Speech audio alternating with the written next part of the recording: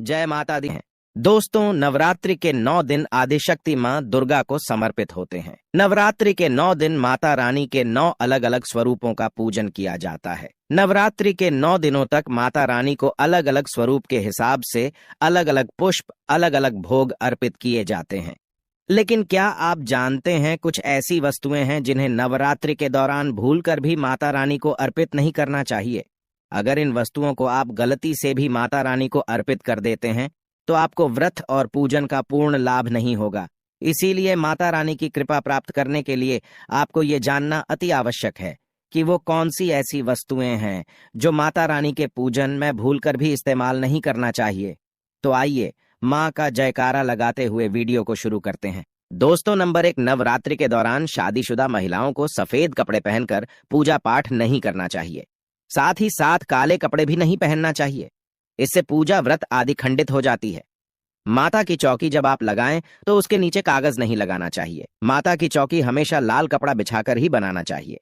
हमेशा याद रहे, नवरात्रों के इन 9 दिनों तक व्रतधारी को अपना आसन मां की चौकी के आगे ही लगाना चाहिए और वहीं पर आपको सोना चाहिए। मंदिर को नवरात्रों के दौरान अकेला नहीं छोड़ा जाता, बहुत ही अशुभ माना जाता है। जरा आप ही सोचिए, माता रानी 9 दिनों के लिए धरती पर आकर आपके घर में रहने के लिए आई हैं और ऐसे में आप उन्हें अकेला अगर छोड़ते हैं तो माता भी आपको छोड़कर चली जाएंगी। वह कहेंगी, इसको मेरी जरूरत नहीं है, वह अकेली पड़ जाती हैं।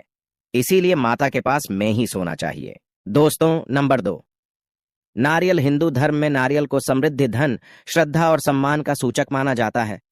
नारियल को श्रीफल भी कहा जाता है। नारियल को सुख समृद्धि में वृद्धि करने वाला माना जाता है। नारियल का हर मांगलिक कार्य में विशेष महत्व होता है। जैसे कि आप सभी जानते हैं कि माता रानी के कई मंदिरों में नारियल से बलि भी दी जाती है और माता रानी के पूजन में नारियल का इस्तेमाल हम सभी करते हैं। खासकर कलश की स्थापना नारियल रखकर ही की जाती है। माता रानी की पूजन में हम नारियल इस्तेमाल करते समय कुछ गलतियां कर बैठते हैं। दोस्तों, नारियल कई प्रकार के होते हैं, एक हरा, दूसरा सूखा, जिसके अंदर पानी होता है। जिस नारियल के अंदर पानी होता है, माता रानी के पूजन में सदैव पानी वाला और जटा वाला नारियल ही इस्तेमाल करें। नारियल का पूर्ण होना चाहिए। नारियल चटका हुआ या टूटा हुआ नहीं होना चाहिए, क्योंकि साबुत नारियल ही पूर्ण और पवित्रता का प्रतीक होता है। साबुत नारियल ही सुख समृद्धि का प्रतीक होता है। साबुत नारियल को ही श्रीफल यानी कि मां लक्ष्मी का फल कहा जाता है। नवरात्रि में माता रानी के कलश की स्थापना करते समय जटा वाला यानी पानी वाला नारियल ही कलश पर स्थापित करना चाहिए। साथ ही यह ध्यान रखना चाहिए कि नारियल को सदैव कलश के ऊपर लेटाकर रखना चाहिए। घट स्थापना करते समय कभी भी नारियल को खड़ा करके नहीं रखा जाता। नारियल को सदैव लेटाकर कलश के ऊपर रखा जाता है। साथ ही नारियल को स्थापित करने से पहले आप नारियल को लाल कपड़े में लपेटकर उस पर और फिर लाल चुनरी उड़ाकर आप नारियल को कलश के ऊपर स्थापित करें। शास्त्रों के अनुसार कलश के ऊपर जब सही तरीके से नारियल रखा जाता है और सही प्रकार का नारियल रखा जाता है, तभी ही व्रत और पूजन का पूर्ण फल प्राप्त होता है। यह भी ध्यान रहे कि महिलाएं माता रानी को नारियल अर्पित तो कर सकती हैं, लेकिन कभी भी माता रानी के सामने नारियल को भूलकर भी ना तोड़े, क्योंकि नारियल बीज रूप होता है और स्त्रियां बीज रूप से ही शिशु को जन्म देती है। इसीलिए कभी भी महिलाओं को नारियल नहीं तोड़ना चाहिए। दोस्तों, नंबर 3, लौंग। लौंग हम सभी माता रानी के पूजन में इस्तेमाल करते हैं, लेकिन लौंग का इस्तेमाल करते समय एक बहुत बड़ी गलती कर बैठते हैं। हमेशा ध्यान रखना चाहिए कि माता रानी को सदैव फूल वाली लौंग ही अर्पित करना चाहिए। जिस लौंग के ऊपर फूल नहीं होता या फिर जिस लौंग के पीछे लकड़ी की डंडी नहीं होती, उसको आप माता रानी के पूजन में भूलकर भी इस्तेमाल ना करें। फूल वाले लौंगों को ही पूर्ण माना जाता है और माता रानी की पूजन में कोई भी अपूर्ण वस्तु, कोई भी खराब वस्तु या टूटे हुए अक्षत इस्तेमाल नहीं करना चाहिए। इसीलिए सदैव माता रानी की पूजन में फूल वाली लौंग का ही इस्तेमाल करें। दोस्तों, नंबर 4, तुलसी के पत्ते अर्पित नहीं करने चाहिए। मां दुर्गा के पूजन में तुलसी पत्र का इस्तेमाल करना वर्जित माना जाता है। तुलसी पत्र के अलावा आंवला भी माता रानी को अर्पित नहीं करना चाहिए और दुर्बा भी माता रानी को अर्पित नहीं करना चाहिए। दुर्बा भगवान श्री गणेश को अति प्रिय है। नवरात्रि में आप भगवान गणेश को दुर्बा अर्पित कर सकते हैं। भगवान विष्णु जी को तुलसी के पत्ते अवश्य अर्पित कर सकते हैं, लेकिन माता रानी को भूल कर भी तुलसी के पत्ते या दुर्बा अर्पित ना करें। माता रानी को सफेद फूल भी अर्पित ना करें। माता रानी को सदैव लाल रंग के फूल अर्पित करने चाहिए। लाल रंग के फूल माता रानी को अति प्रिय है। खासकर माता को गुड़हल और कमल के फूल अति प्रिय हैं। शास्त्रों में बताया जाता है कि घर में माता रानी की 2 या 3 मूर्तियां या फोटो नहीं होने चाहिए। इस बात का भी आप विशेष ध्यान रखें कि माता रानी के पूजन में कोई भी खंडित चीज इस्तेमाल न करें, जैसे कि चटका हुआ या टूटा हुआ दीपक या फिर चटका हुआ कोई बर्तन। साथ ही ये भी ध्यान रहे कि लोहे की और प्लास्टिक के बर्तन आप माता रानी के पूजन में इस्तेमाल ना करें, क्योंकि प्लास्टिक के चाइनीज बर्तन हड्डियों के पाउडर से मिलकर बनते हैं। ऐसा ना करें। ऐसे बर्तनों को माता रानी के पूजन से सदैव दूर रखें। माता रानी को जो पुष्प अर्पित कर रहे हैं उन्हें सूंघे नहीं, सूंघे हुए फूल या गिरे हुए फूल या फिर मुरझाए हुए फूल माता को अर्पित ना करें। दोस्तों, चलिए अब जानते हैं नवरात्रि में कौन कौन सी सब्जी नहीं खाना चाहिए और कौन कौन सी सब्जी खाना चाहिए और कौन सा फल खाने से व्रत टूट जाता है। आइए जानते हैं नवरात्रि में क्या खाएं और क्या नहीं खाएं और क्या पीना चाहिए और कौन सा फल खाना विशेष और शुभकारी माना गया है। आज हम आपको विस्तार से बताएंगे, लेकिन आगे बढ़ने से पहले एक लाइक जरूर करें। वैष्णो रानी के लिए एक लाइक तो बनता है।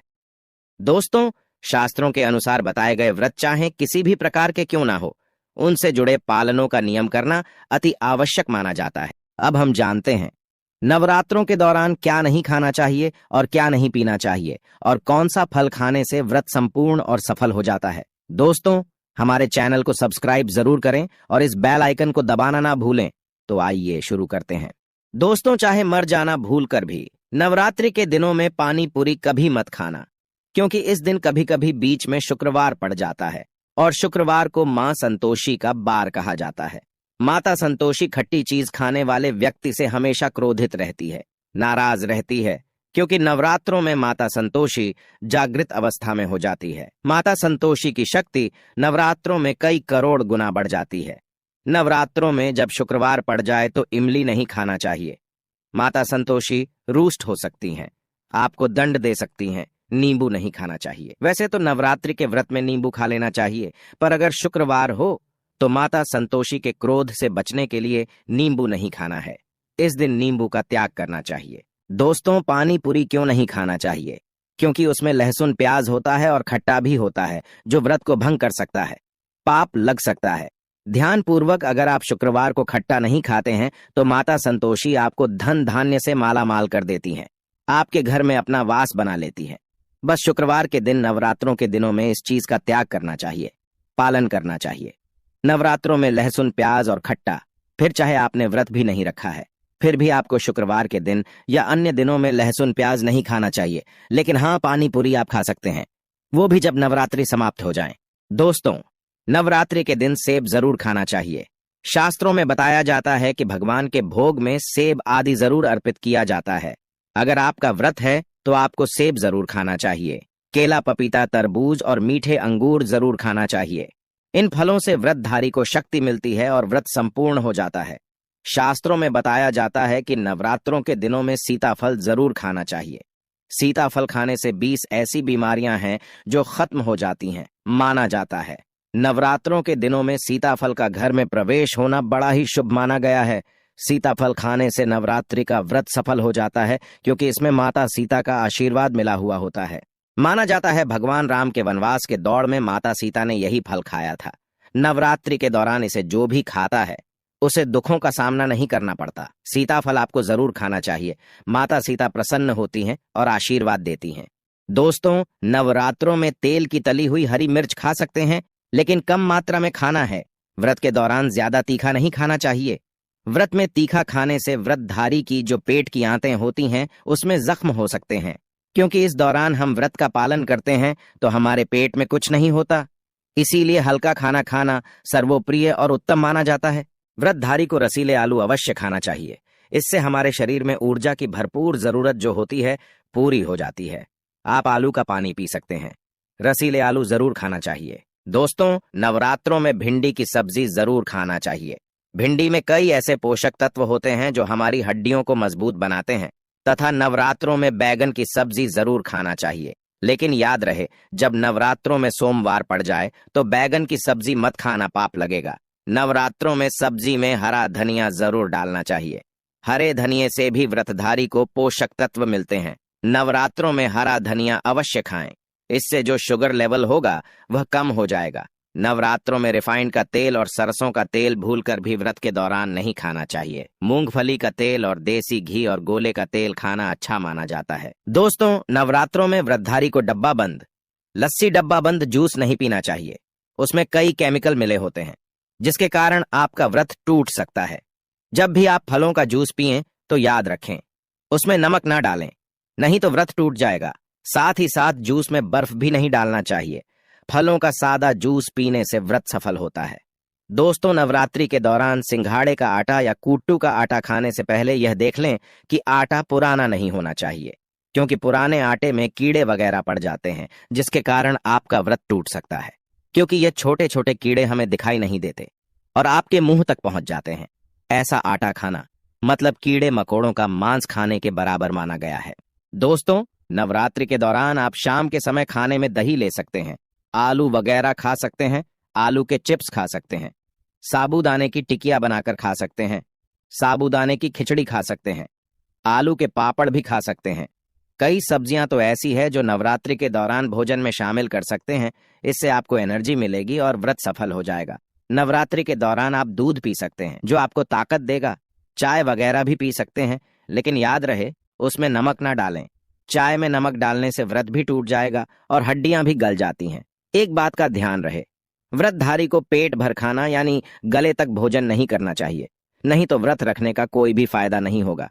थोड़ा थोड़ा खा सकते हैं। दोस्तों, कमेंट बॉक्स में लिखें जय माता दी। जानकारी पसंद आए तो एक लाइक तो बनता है। आपका एक लाइक हमारे लिए बहुत ही कीमती है। मैया रानी के लिए एक लाइक तो बनता ही है। तो फिर मिलते हैं नई जानकारी के साथ। तब तक के लिए नमस्कार। पूरा वीडियो देखने के लिए धन्यवाद।